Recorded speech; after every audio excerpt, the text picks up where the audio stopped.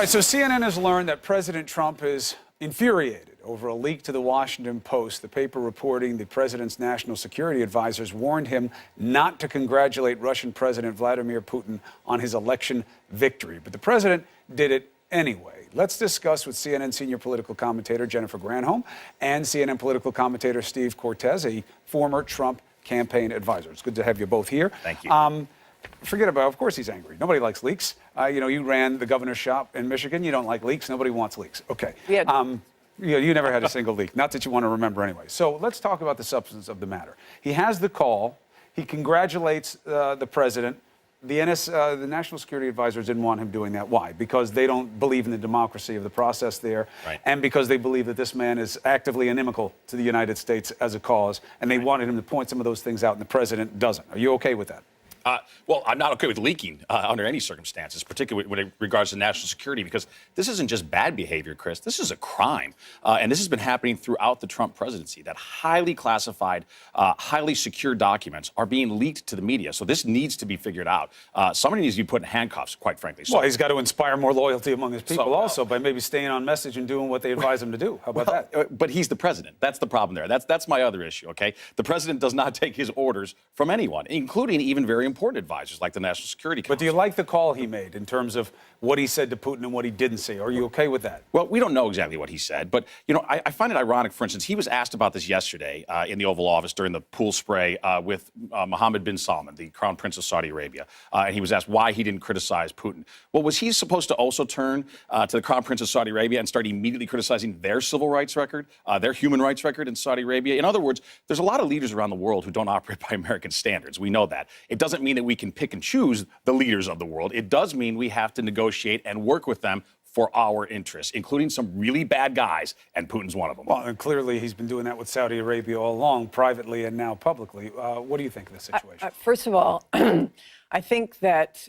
I understand the concern about leaks, but I think the bigger issue is the fact that he would not stand up for America's interests when people here are being impacted today by the Russian intervention in our election, in our electric grid.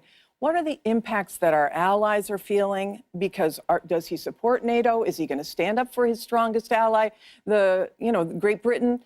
What's the impact on staff? There's a reason why this leaked, because staff is horrified that he's not following their suggestions. How does this impact Sarah Huckabee Sanders, who has to stand up there and defend it? How does it affect Mike Pence, who today is giving a speech at the OAS criticizing Venezuela about having fair and free elections? So the impact on them, and then you look at the impact on the Republicans, who were asked about this in a gaggle, yesterday, and they were like stunned because they've got to go out and defend it. Not just the ones who are elected today, but the ones who are running for office. It has a trickle effect that's terrible.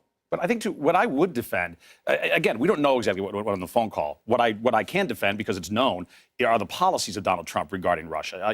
We're constantly told by his critics that he's somehow a puppet of Putin. Well, he's not a very good puppet if he is, because what has he done? He's armed the Ukraine. He slapped sanctions on the Soviet Union, on Russia. He went to Warsaw and gave probably the most anti-Russia speech since the Cold War. So both in words and deeds, he's making life difficult for Vladimir Putin. So you believe that? You think that he's been too tough on Russia, or tough? I mean, come on. I mean, Steve, why do you think he's getting all of this criticism? It's not just because people want to criticize Trump. It's because objectively, he has been in a bromance with Putin. He never confronts him face to face. He never talks about it. I mean, if you look at the readout of the two, you say you don't know what happened on the call. It's because the U.S. in its readout had 4 sentences. The reason why we know what happened is because the Russian readout was much more transparent. It had 11 topics that were discussed, a full 6 paragraphs. The bottom line is he, for whatever weird reason, or maybe there's something to it, he cannot bring himself to criticize Putin in the same way that he brings himself to criticize people like Kim Jong-un. He can't do it. It's unfair to single out Russia. For example, he's had a lot of interactions with the premier of China, with Xi. I've never seen him publicly. He has criticized. Go to his Twitter feed. He has criticized China. He has not publicly criticized them for their human rights record, right? Which is demonstrably worse than Russia's. And maybe he should. And maybe he should. But the point is, the leader of the United States has to set an example and set a tone for what we will accept around the world. I agree. We push democracy around the world. The fact that he attacked us. That's why we're It was arming an the attack Ukraine. on us. It was Russia declaring war on us by attacking I our think- election. He can't say anything I about think that. what this is really about, and the reason that people focus so much on Russia, is there is still, there's almost a neurosis on the left. People still can't accept that he won in 2016, and they need to come up with an excuse. They need to come up with a boogeyman, with a scapegoat. come on, Steve. And Russia, sadly, for whatever reason, has become that convenient. You can't undo the win. On none of this, nothing that's ever going to happen. They're trying to. All I hear is resist and impeach. And Well, it depends on who the they is. You know, if Sure. you're talking about like, big mouths on Twitter, who cares what they say? It's about, our official process and our institutions. We have a president. His name is Donald Trump. It's just unusual that this man will come after me for something that I say on a TV show when I'm, relatively inconsequential to him. But Vladimir Putin plays a stupid video with missiles crashing down on Florida, directed right where he spends most of his time in Mar-a-Lago.